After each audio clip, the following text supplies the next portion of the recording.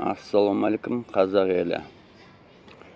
Мен бүгінгі эфирімді тағы да билік тарапынан белсенділерді үстінен қылмыстық іс қозғап қамап жатқандары белгілі болып отыр. Осыдан 2 күн бұрын құқық қорғаушы Бақытжан Төреғожинаның парақшасынан 5 азаматтың үстінен тағы қылмыстық іс қозғалғаны, және де оның қозғалғанына біздің жорамалдауымыз бойынша кемінде 1,5 ай болды. Мүмкін ол 2 айда болып қалғаны мүмкін. Себебі маусым айында қамауға алынды деген ақпарат бар. Маусым айынан олардың мысалға осыдан кемінде 20 күн бұрын ба, соның ар жақ бер жағында Астанадан Инкар Мұхаммедқалиева деген қызымыз жоқтаған болатын. 2 жігітті астаналық. Ол Тағай Әбдуәлі, одан кейін Жақашевті ма, әлде Ашыревті ма, екеуінің біреуін, сонда 2 адамды жоқтаған астаналықтар, өздерінің 2 азаматты жоқтаған. Олар Алматыға кетті деді ма, Алматыға алып кетті деді ма, солай. Бізде ондай ешқандай мәлімет болған жоқ. Сондай не білесіңдер, оларды қамап қылмыстық іс қозғап жатыр ма деп. Сонда біз қанша адамнан өзіміз білетін ешбір мәлімет болған жоқ. Осы енді ресми мәлімет Бақытжан Төреғожинадан білдік. Тағы да мемлекеттік төңкеріс ісі деп кен тақырыпта. Онда 5 азамат маусым айында Алматы қаласы ұлттық қауіпсіздік комитетінің тергеу изоляторында Нұрмаған Асқар дейді, Тағай Әбдуәлі, Жақашев Дүйсенбек, Өзбек Қайсар, Аширов Талғат 2 ай мерзімге қамауға алынды делінген.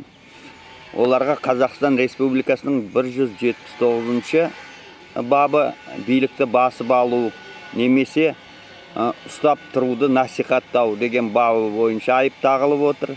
Және 272 бап жаппай тәртіпсіздік баптарымен күдік тағылуда, айып тағылуда дейді. Қылмыстық істі қозғауға негіз болған азаматтардың шай үстінде айтқан әңгімелері болып отырма деген сұрақ қойылған екен. Сонда мысалға өз басым Асқарды білем, 5 жылдай болды оның білетін, оның негізінде әлеуметтік желі арқылы білетін, ал бетпе-бет осы 2 жыл ма сондай көлемінде ол Алматыға келгенде танысқанбыз. Сол мысалға.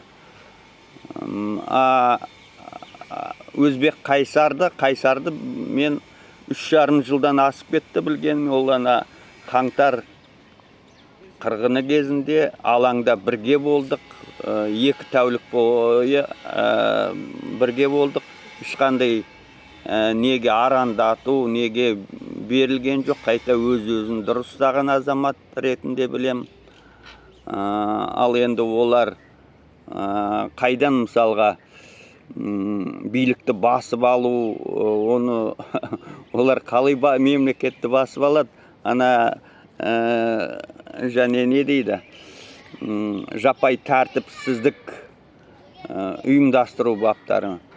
Мысалға қаңтарда ол керісінше мысалға тәртіп сақтауда нелерге қарсы болудан арандатушылар болса, оларға жол бермеу мысалға. Ондай біз алаңда 2 тәулікте ешқандай арандатуға жол берген жоқпыз мысалға.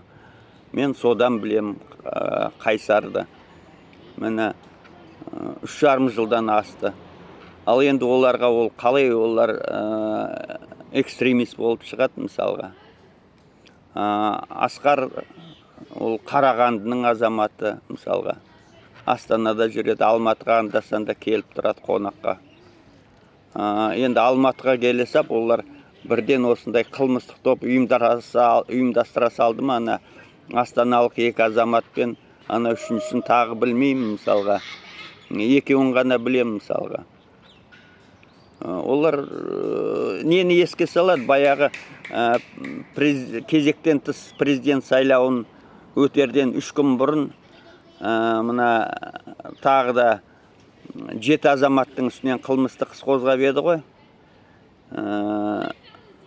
Ана трактор танк төңкерілісі немесе карточка атқышпен Ақорданы басып алу деген атпен белгілі.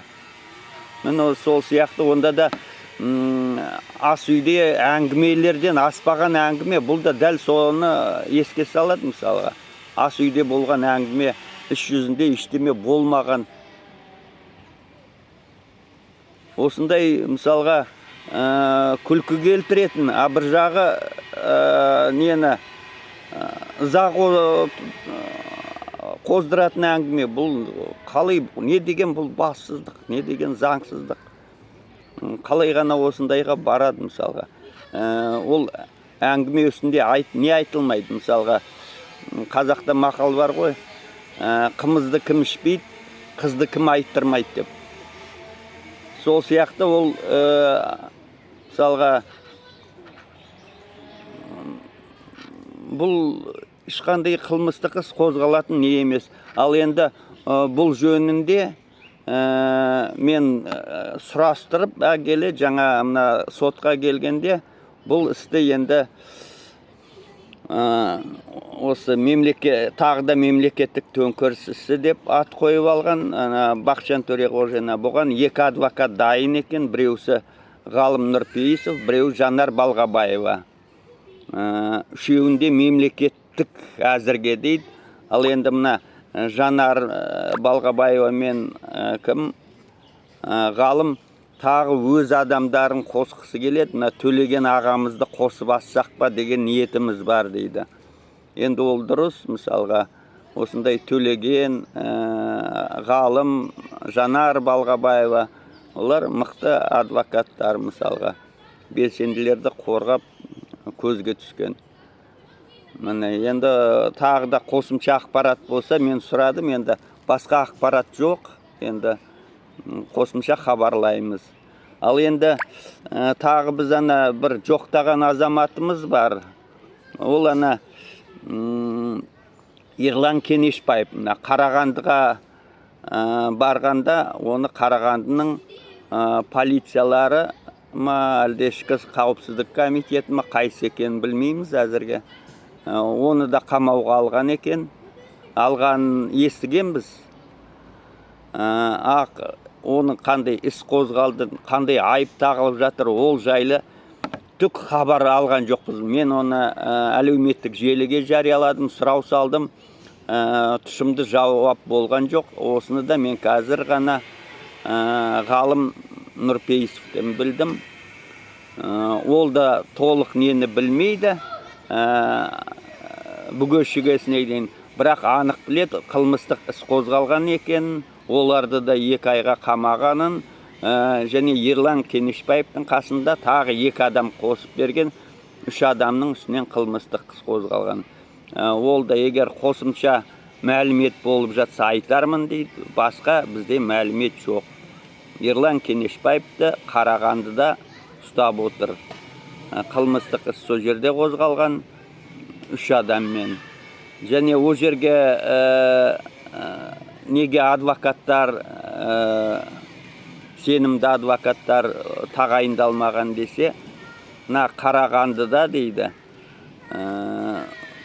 ол жердегі полиция болсын, ұлттық қауіпсіздік комитеті, прокуратура, кез келген жергілікті адвокаттарды тырп еткізбейді дейді. Тырп еткізбейді, және әбден былай қысып ұстайды дейді. Сол себепті өз жерден адвокат әлі дұрыс шықпай жатқанында содан болу керек дейді. Ал ана Алматыдан баратын болса, ол бағасы бірдей дейді. Мен ана КМБЧ неге айналыспайды десем, ол тек қана ақшасын төлейді. Ол 250 мың теңге сондай төлейді дейді. А ол не болады дейді. Жергілікті адвокат болса, ол 250 мың теңге оған кәдімгідей ақша болады. Ол күніне барып жолығып тұрса да, неге кіріп тұрса да, бүкіл ақпарат, одан кейін полиция, прокуратура, барлық мекемелерге кіруіне, мысалға, түрме изоляторына бәріне кіре алады дейді.